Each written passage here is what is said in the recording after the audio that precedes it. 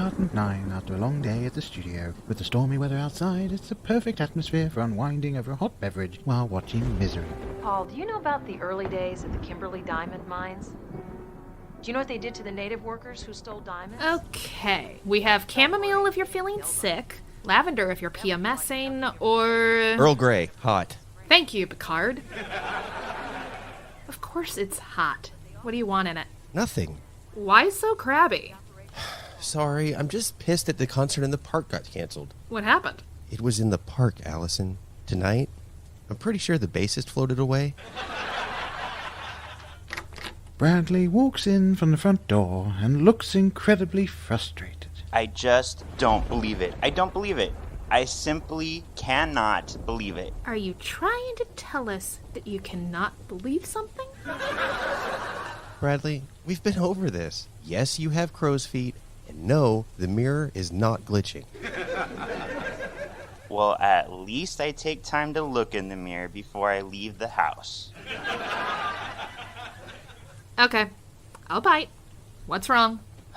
I was waiting it hit me again for my date when I received a call that he wasn't coming. Can you believe it? He had someone else call to tell me he was ditching me. Did you get a reason? Yeah, he broke his arm playing lacrosse and was being taken to the emergency room. I should swap his shampoo with Preparation H so his head shrinks to the size of a mushroom. Oh, yeah. What a selfish thing for him to do. I know, right? Hard to believe that underneath your superficial exterior is... An even thinner veneer. Whatever am I gonna do with my Friday nights? You can spend it with us. Yeah, we're playing a drinking version of Scrabble. How is it any different from regular Scrabble? Not much at all. We drink while we play because we don't have dates either. But I had a date. Wait, I still can have a date, or just get lucky anyway. Just wait until around bedtime like the rest of us. No, I mean I can call Danny. That's a little too easy. Exactly. Bradley takes out his phone and calls Danny.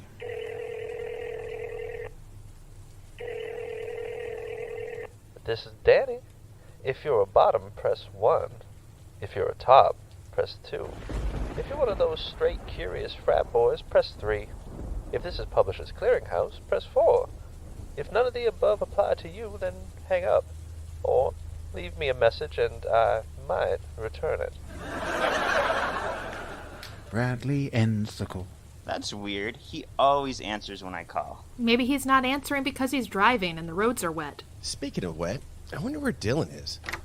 A soaked Dylan opens the front door. He's wearing a trench coat with stiletto galoshes. What are you wearing? Well, the manufacturer's claim is that your feet stay dry even during a torrential downpour, whilst not sacrificing fashion.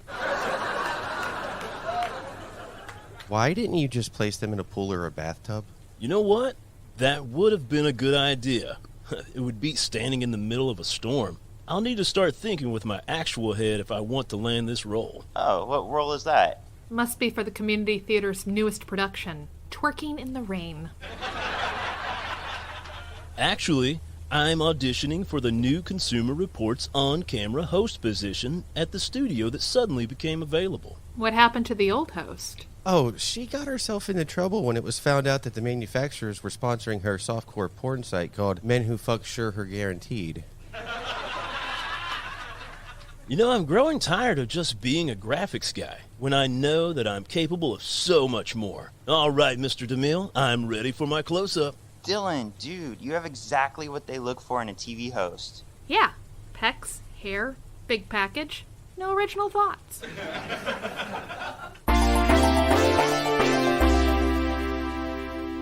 Armed with feather dusters and dressed in their Jane Fonda athletic wear, Allison and Mrs. Halverson are jazzer cleaning the apartment when Dylan walks in. The station manager loved my package. I know you couldn't win that role on merit alone. Huh? Oh, no. I mean my Consumer Reports news package. Oh, that's great, Dylan. So what happens next? The manager has agreed to give me a screen test at an actual trade show. I'm going to cover the event, and that's how they'll decide if I get the role or not. What do you know about trade shows? Absolutely nothing. But if superficial, narcissistic Gen Zers can host YouTube shows that comment on the economy, defense systems, and foreign policy, and people actually take them seriously, then I can host a Consumer Report show. Do you feel ready? I'm feeling pretty good, but I need to get more comfortable in front of a camera. Oh, just ask Bradley if he can borrow the one that's in his room. You mean the one pointed at his bed? That's the one. Anything we can do to help? Well, could you guys help me with my mock interview? We were actually cleaning. You betcha. I'll be the cameraman. Ugh, guess that makes me the unsuspecting subject whose words you'll twist to fit your agenda. Dylan grabs a remote control and holds it like a microphone. Mrs. Halverson places her thumbs and index fingers together to form a camera frame. Dylan places the remote underneath his chin and speaks in the direction of Mrs. Halverson. This is DC Cox, and I'm sitting here with radio personality Allison Montgomery of WRLT Radio's Allison's Corner. Thanks for being with us today. Thanks for having me on. So, Allison, tell us about your show. Ooh, don't be so gosh darn boring. Dylan, perhaps you should ask more probing questions. Oh, Dylan knows all about probing.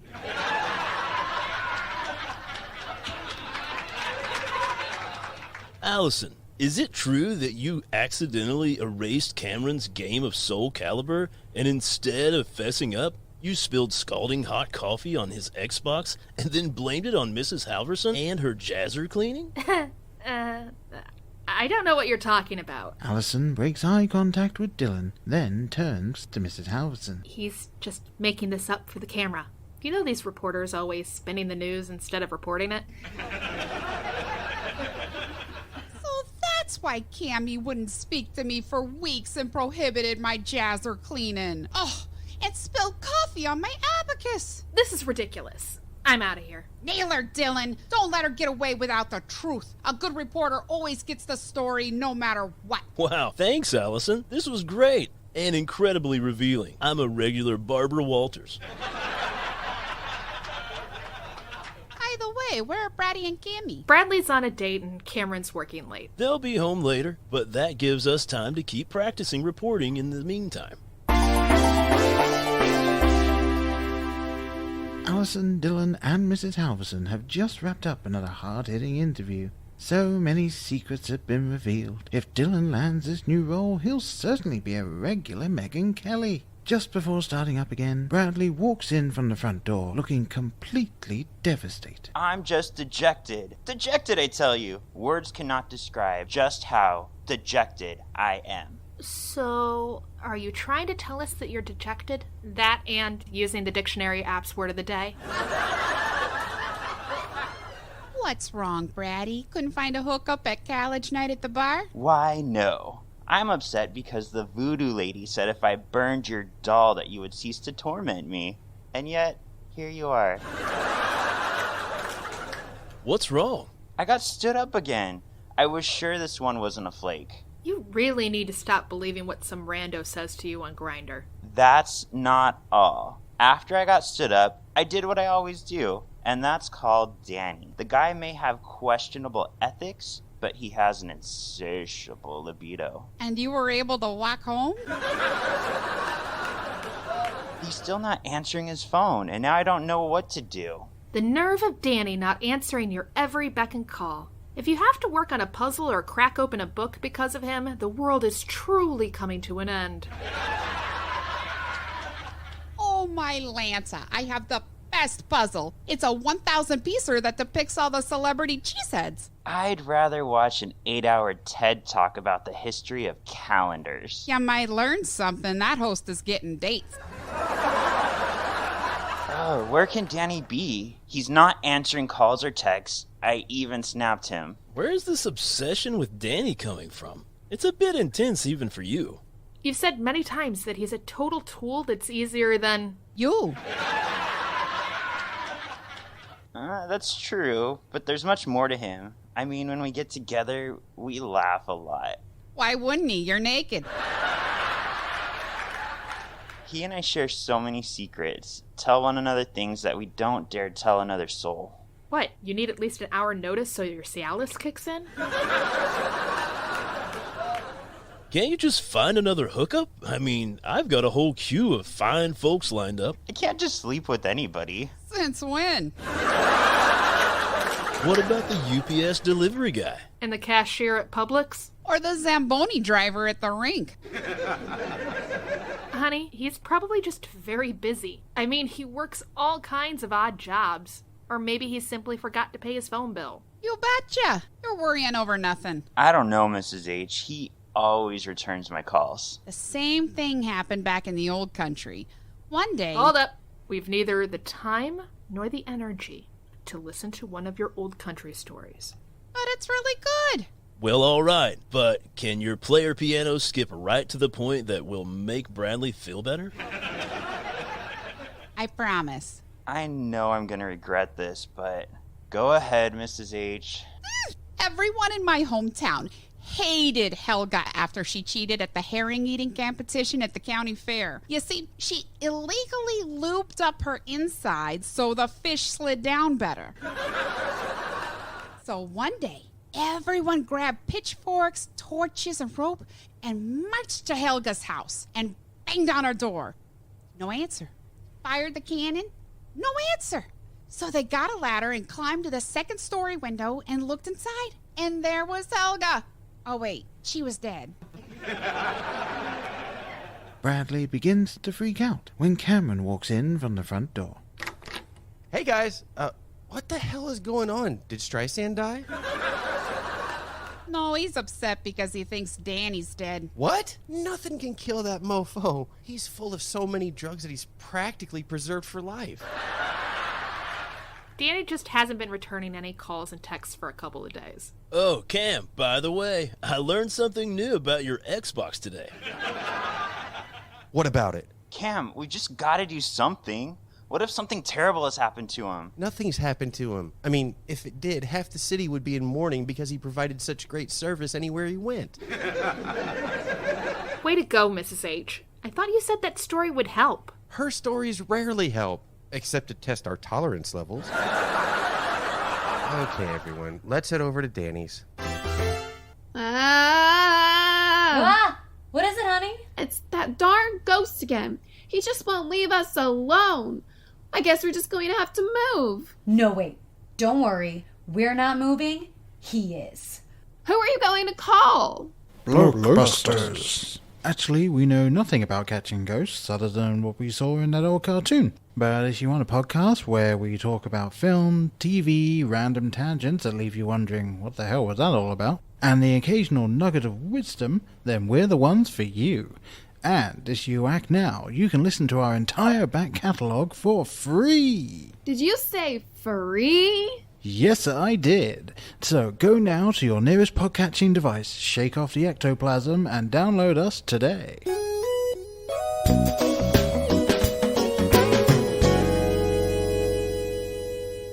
Our 5 friends arrive at Danny's loft. It's on the top floor of one of those old converted warehouses in the Ybor district of Tampa. Makes sense for Danny, walking distance to the bars and clubs, and just a trolley ride away from where our friends live downtown. Upon arrival at Danny's door, they can't help but notice that there are several copies of Gaily Jocks and Hustler magazines. See? Look, there's definitely something wrong. Calm down, Bradley. Yes, please. This doesn't mean he's dead. I don't know. This is exactly what it looked like outside of Helga's, except it was copies of Field and Stream.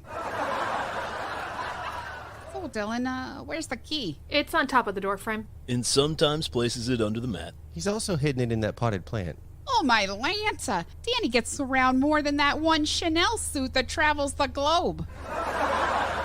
I thought I was the only one. Oh, please. Stop being so melodramatic. Well, he does make me feel like I'm the only friend with benefits in his life. Danny has a way of making me feel special. And ever since we met at Roosters, I've grown fond of Danny and his eccentric ways. And now that he may not be around anymore, I'm feeling incredibly saddened. You know, I figured that Danny would always be around. I'm afraid that I'm still so often focused on my needs instead of Danny's. I guess I've taken him for granted. Bradley, you take everyone for granted. Cameron finds the key in the potted plant and proceeds to unlock the door. Our 5 friends walk into Danny's loft and switch on the lights. Everything looks pretty tidy. Way tidier than you'd think Danny's place would be. It's actually nicely appointed with furniture right out of an IKEA showroom. Everything looks in order. Oh, look! Bradley points everyone's attention to the platinum trophy on the coffee table. It's Danny's national pole dancing trophy. I just don't think I can ever look at another pole again. The first sign of the apocalypse right there. Hey, y'all, is this a welcome home party or something? Danny walks into his loft dressed in a Hawaiian shirt, khaki shorts, a bucket hat, and flip-flops, holding some luggage. He's alive! Huh? Oh, Bradley thought you were dead. Actually, we were all beginning to think that. Where have you been? I was on a cruise. Why did you think I was dead? Because you didn't answer any of my calls or texts after I got stood up 2 times in a week. What? A guy can't turn his phone off to disconnect? Even I like to live off the grid sometimes. Thought I would try getting lucky the old-fashioned way on a cruise ship. Dude, that's awesome. Where'd you go? Wait, I was worried about you. If Danny doesn't answer the phone when I call after I've been stood up, then there must be something wrong. I was just away for a while. Needed to relax, recharge. I mean, when you deliver such great services, a guy needs a longer refractory period. Ooh, tell me more. I gotta live vicariously through you kids, don't you know? Well, I'm sure that Danny wants to get his land legs back, all 3 of them, so we should probably go. Come on. We can still make happy hour at Hit Me Again. Wait, I have something I need to get off my chest. Oh, Bradley, what's come over you? Besides you? Danny, of all the men I've slept with, You could start a hockey team. I've never slept with anyone as remarkable as you. I'm tired of all these one-night stands ever since Cameron dumped me, and I'm ready to be a one-man man. Are you saying what I think you're saying? What, do you need subtitles? And I want you to be that man, Danny. Danny, I love you. As the heat rises in the room, Allison, Cameron, Dylan, and Mrs. Halverson quickly exit the loft, leaving Bradley and Danny to their own devices.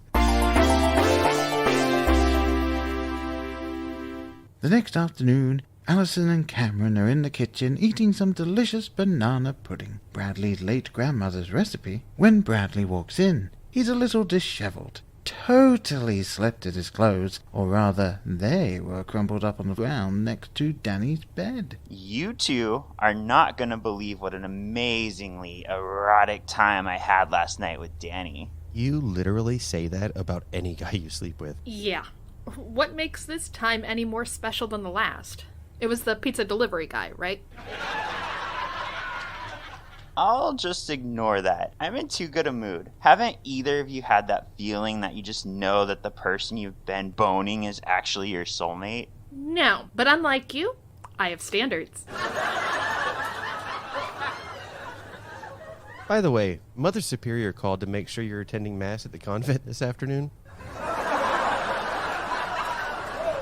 Dylan excitedly bursts into the kitchen. Hey guys, guess who got their first official assignment as a field consumer reporter? Who? Some out of touch with reality, overly cheerful, big-haired elevator doesn't quite make it to the top girl? Hey, yeah, kids, guess what? I just got an audition to be WRLT TV's new consumer reporter. Mrs. Halverson pushes past Dylan in the doorway, all dressed in an 80s power suit, pearls, and even bigger hair and more makeup than usual. But Mrs. H, I'm also auditioning for the role. How do you even have the time for this? Oh, you silly goose. You really need to improve your time management skills. I don't know, Mrs. H. None of us know how you cram 48 hours worth of stuff into a 24-hour period. Yeah, it literally defies the laws of the space-time continuum, as we know them. Not unlike those unrealistic sitcom apartments that defy the laws of economics and engineering. Are you going to InventCon at the Tampa Convention Center too? You betcha. You realize that you need to know a little something about product critical analysis, right? I'm shocked you even know what a critical analysis is. Oh, I don't, but I was hoping you did. I do, and that's why I'm going to beat you out for the job. I don't need to know definitions. I have my looks, a pretty face, and don't underestimate the importance of body language. You're on. We'll just see which one of us the station chooses. Fine. I'm going into the living room to practice. You're gonna need it. Dylan and Mrs. Halverson leave the kitchen. What the hell just happened? I think we got sucked into the Twilight Zone. Anyway, back to the regularly scheduled programming of My Big Date with Danny this evening. Speaking of the Twilight Zone, what's up with you? You've hooked up with Danny before. We all have. What makes this any different? Hello, Cam? Didn't you hear him? This time, it's a date. What's the difference? Oh, on a date, you have dinner before porking. And then there's usually breakfast the next day.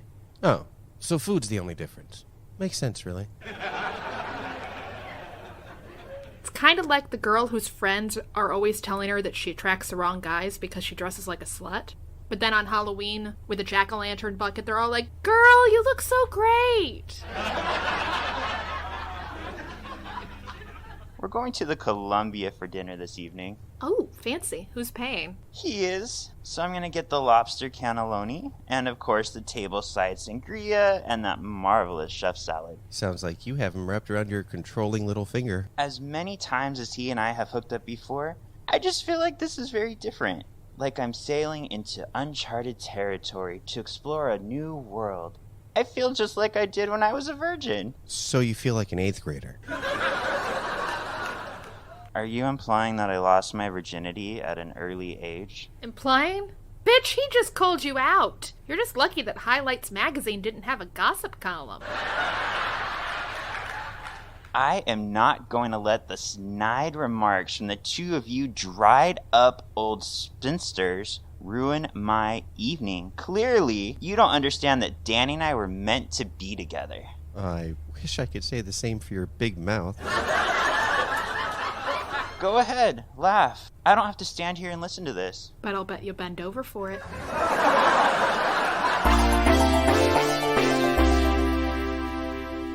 The Tampa Convention Center is abuzz with activity. Hundreds of aspiring inventors, designers, and manufacturers are roaming the concourses. There are newfangled blenders, vacuum cleaners, smart devices to control this, that, and the other, and even smart clothing that gives you a six-pack. Dylan and Mrs. Halverson arrive, armed with phones, selfie sticks, gimbals, and audio gear. Both are on Facebook Live, uploading to the TV station's live stream for, let's face it, filler material.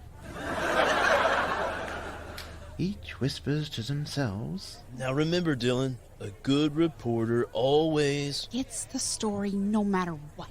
Mrs. Halverson eyes the vendor and makes a beeline for the booth, then sets up her selfie stick and mic and begins what she thinks is reporting. Hey everybody, this is Sonia Halverson, and I'm standing here with one of the vendors at InventCon. Let's find out what they've invented. What do you have here? I'm glad you asked. This is my acai. It's designed to blend the ideal acai shake.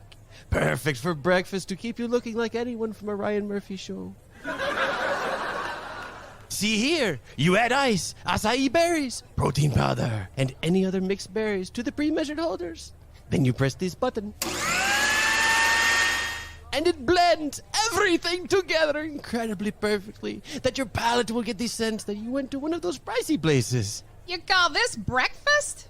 Back in the old country, breakfast consisted of thick sliced bacon, buttermilk biscuits, sawmill gravy, fried apples, scrambled eggs, black coffee, orange juice, and an antacid. But this is what all the CW and FX actors are having for breakfast. Don't you want to look like them? Yes. Firstly, why are you playing into superficial stereotypes that border on food or body shaming? Secondly, you realize that food is meant to be enjoyed, right? Albeit in moderation, but still. And thirdly, why be a bitchy skinny pencil? I'd rather be a happy magic marker.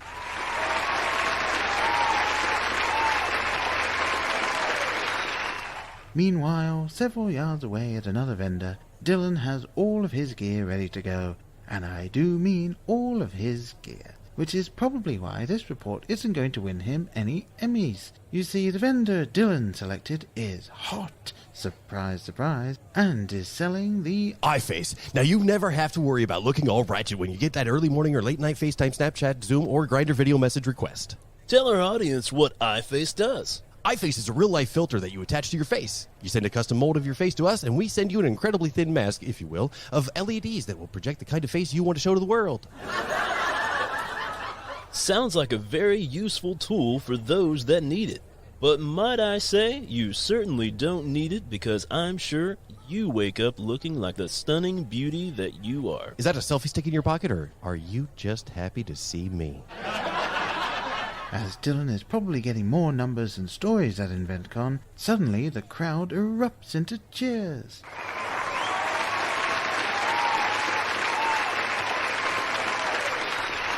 Dylan and Mrs. Halverson look in the direction the crowd's attention has gone, and they see the President of the United States.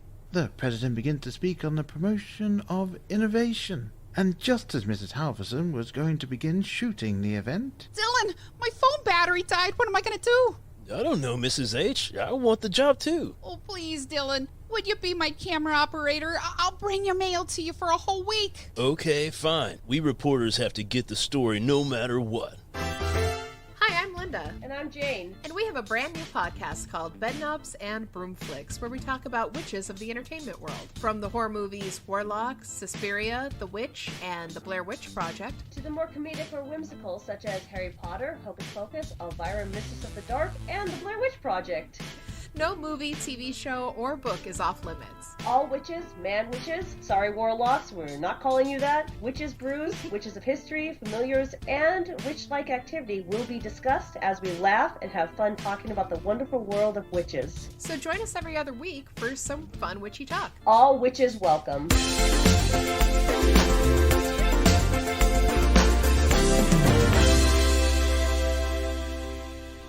Bradley and Danny arrive back at apartment 9 from dinner at the Columbia. Bradley's pursed lips, narrowed eyes, and body language communicate that he is pissed. Danny looks to be at a loss of what to say. Well, that was a total disaster. I've never been so embarrassed. What about that time you accidentally added that dick pic to your Snap story instead of the guy you were sexting? That's not funny. Snapchat is still a mystery to me. I can't believe that you thought it necessary to talk to our server about how you can throw the sound of your farts across the room. Well, pardon me for my southern gentility. You certainly contributed to this disastrous evening, too. Excuse me? Whatever did I do? Oh, you just had to pressure the kitchen staff into cutting your steak into the shape of a trout. And what's wrong with that simple request? You literally wrote out detailed instructions, complete with a graphical representation of how you want the food to be arranged on your plate. You know I'm borderline neurotic. Borderline? Why did you want to date me anyway? Babe, you hardly left me with any choice in the matter. I guess I did apply a little pressure, didn't I? Yes, more like a lot. I miss what we used to have. What was wrong with that? I don't know. I just wanted something more. Why? I like what we had.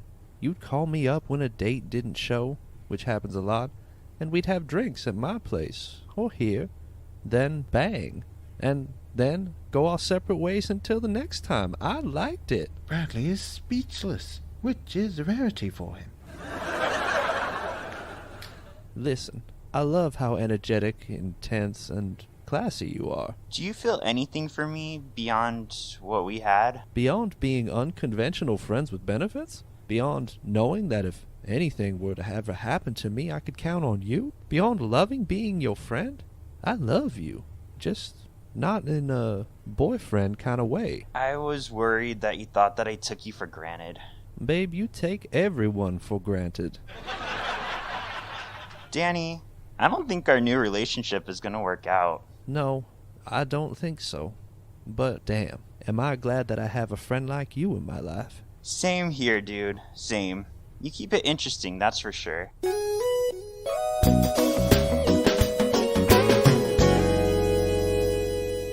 Later on that night, Cameron, Allison, and Bradley are watching Romy and Michelle's high school reunion while enjoying some wine and cheese. Okay, I invented Post-its. When Dylan and Mrs. Halverson walk in, displaying visible signs of frustration and disappointment. Hey guys, how was InventCon? Did you get to meet the president? We heard on the news he was there. But from the looks of things, doesn't look like you guys had a great time. Hoofda. Yeah, dudes, we did a damn good job covering the convention, but neither of us got the Consumer Reports job. My battery even died, so Flirty McFly over there was my camera app. And I was just so gosh darn cute and informative. Ask those hard-hitting questions, don't you know? Well, the fact that you got to ask questions of the president at an event had to be quite an experience. Actually, we... Oh, come on, show us the video. Nonsense. I'm sure you guys are great. All right, just pull up YouTube on the TV. Cameron pulls up the YouTube app on the TV. Whatever you guys are worried about, it can't be as embarrassing as the video that's trending right now. Tampa reporter oblivious to the president standing 20 feet away. What a loser. Wait a minute. That's our station. And that looks like you, Mrs. H. Just play the video. Cameron plays the video, and we see Mrs. Halverson standing in front of a vendor, with the president standing no more than 20 feet behind her. But all Mrs. Halverson is visibly focused on is her interview with the vendor. I'm standing here at InventCon with the inventor of Carmoji. Tell our audience what Carmoji does. The vendor is clearly not paying attention to Mrs. Halverson. Instead, he's looking back at the president. I'm curious, what does Carmoji do? Lady, please, I'm trying to listen to the president speaking on his initiative to increase innovation and entrepreneurship and decrease illogical expenditures. Well, I'm sure that is fascinating. I'm standing here at InventCon to cover all the wonderful products and shelves to be later on bought up by Bezos this fall. Okay, fine. It's an LED screen that attaches to your front or rear windshield that communicates to other drivers how you're feeling through the use of emojis. There you have it, folks. InventCon is going on now through Monday. Come on out today and tell them that Sonia from WRLT sent you. Cameron stops the video, and he, Allison, and Bradley just blankly stare at Dylan and Mrs. H. You didn't cover the president? At all. Was Carmoji so important that it couldn't wait? We were there to cover the products launching this fall, and we did a damn good job. We stayed focused on the story we were assigned to cover. Yes, a good reporter always gets the story. No matter what, we know. I don't get it. This was a chance of a lifetime. And you blew it. We didn't want to jump on the hype train and sacrifice our integrity as journalists and give in to sensationalism. Hate to break it to you, but that's literally what journalists do nowadays. Perhaps what we have here is dedicated coverage of a newsworthy story that the station simply decided they didn't want. I blame editorial judgment. Oh, you're good. Well, kiddos, I gotta get back downstairs to make dinner for me and Mr. Halverson. It's hamburger helper tonight. He can't make hamburger helper himself. You literally brown the beef and add the packet of noodles and stuff. Yeah, last time he tried to make it, I came home from my stripper shift at the hospital. You mean striper? Oh, my, yes, that. Anyway, I came home and he was just staring at the box. The meat was still in the package and everything. Was he having a stroke? No, you silly goose. He was waiting for that handy. What? You know, that little glove guy on the backs that shows up in all the commercials. How did he take the news when you broke it to him? Oh, he must be hanging with the little man that turns the light on and off in the fridge. Pretty good, actually. Mrs. Halverson exits the apartment.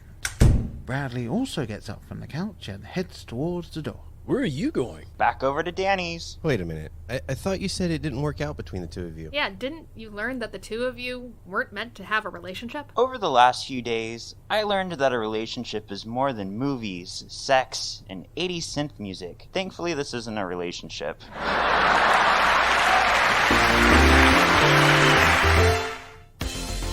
Today's episode, Ready for My Closeup, was written and directed by R.L. Terry. Voicing our cast: Sean Perez as Bradley, Jeff Feitner as Cameron, Cassandra Dodge as Allison, Josh Williams as Dylan, Linda Castro as Mrs. Halverson, and me, Paul Hawkins, as your narrator. Additional voices provided by the cast. Our theme song was written and recorded by Lana White and produced by Dave Anderson. For the Crowd was created by R.L. Terry, is produced by Danielle Mescal, and edited by Jason Laverne Hemming. Support our show by rating and reviewing or visiting our Ko-fi or Patreon pages. Connect with us on social media at For the Crowd Pod. See you next time in Apartment 9.